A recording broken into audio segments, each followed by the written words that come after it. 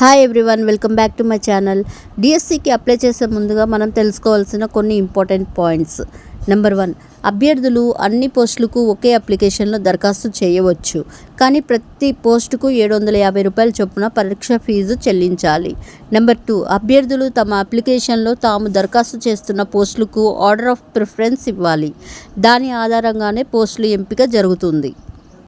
అభ్యర్థి local are non local ఏదో ఒక జిల్లాకు మాత్రమే దరఖాస్తు చేయాలి. ఒకటి కంటే ఎక్కువ జిల్లాలలో పోస్టు దరఖాస్తు చేయరాదు.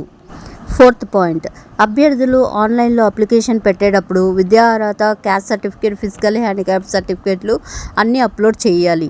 లేకుంటే అప్లికేషన్ సబ్మిట్ కాదు. అయితే ఎస్సీ సామాజిక వర్గానికి ఇటీవలే వర్గీకరణ జరిగినందున వారికి కొంత సమయం ఇస్తారు. 5th పాయింట్, డిఎస్సిలో ఎన్ని పోస్టులు ఉంటే అంతమందిని మాత్రమే సెలెక్ట్ చేస్తారు.